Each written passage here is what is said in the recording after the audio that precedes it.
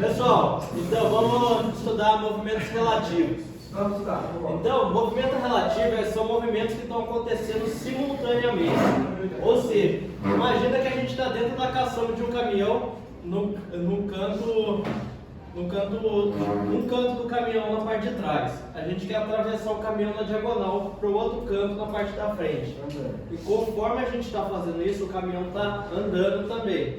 Então o caminhão vai se mover em relação à terra, a gente vai se mover em relação ao caminhão e a gente vai se mover em relação à terra. Então o movimento que a gente vai fazer em relação à terra é o movimento do caminhão mais o movimento que a gente fizer em relação ao caminhão.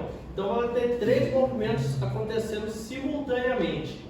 Então a soma do movimento que a gente está fazendo em relação, que o caminhão está fazendo em relação à terra, mais o movimento que a gente está fazendo em relação ao caminhão, é o movimento que a gente está fazendo em relação à terra. Vai ser um movimento na diagonal.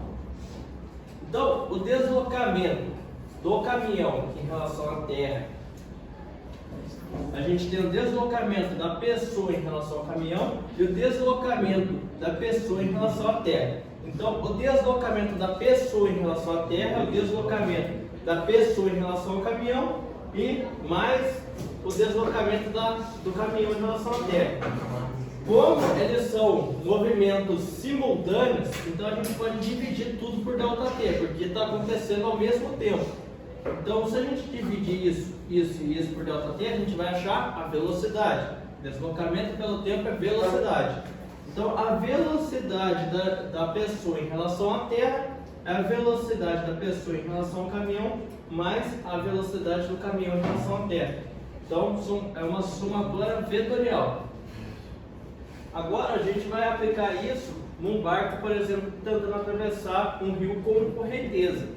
A gente, teoricamente, vai tentar atravessar o rio de forma perpendicular às margens. Só que a gente vai ter uma correnteza arrastando o barco para o lado. Então, a nossa velocidade efetiva, ou seja, a velocidade resultante, ela vai ser uma diagonal em relação às margens do rio.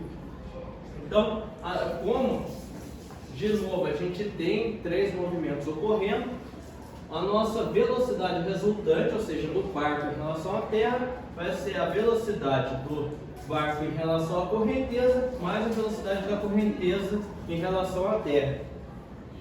Então, como as duas velocidades do barco em relação à correnteza e da correnteza em relação à terra são perpendiculares, a resultante vai ser, a gente pode levar ao quadrado. Então, a velocidade do barco ao quadrado em relação à terra é igual à velocidade do barco em relação à correnteza ao quadrado mais a velocidade da correnteza em relação à terra ao quadrado. A velocidade do barco em relação à terra é a velocidade resultante. A velocidade do barco em relação à correnteza é a velocidade relativa. E a velocidade da correnteza em relação à terra é a velocidade de arrasto. Isso é a mesma coisa que acontece no avião também. Se tiver um vento, ele vai arrastar o avião para o lado. Então, se a gente quiser atravessar o rio perpendicularmente, a gente tem que apontar o barco de forma diagonal e contrária à correnteza. Aí o arrasto da correnteza vai acertar o nosso vetor e a gente vai conseguir atravessar o rio de forma perpendicular. Então, se a gente fizer esse movimento, a resultante não vai ser mais do barco em relação à terra, mas vai ser em relação ao barco em relação à correnteza. Então, a velocidade do barco em relação à correnteza vai ser a velocidade do barco em relação à terra menos a velocidade da correnteza em relação à terra. Por quê? A gente está contrário à correnteza. Então, como eles são movimentos perpendiculares, a gente pode levar ao quadrado. A velocidade do barco em relação à correnteza ao quadrado vai ser igual à velocidade do barco em relação à terra ao quadrado mais a velocidade da correnteza em relação à terra ao quadrado. Então, isso é um movimento relativo, ou seja, a gente tem vários movimentos ocorrendo simultaneamente e o resultante vai ser a somatória dos dois movimentos. No caso da correnteza, a velocidade resultante do barco vai ser a velocidade da correnteza mais a velocidade do barco em relação à correnteza. Só tudo bem?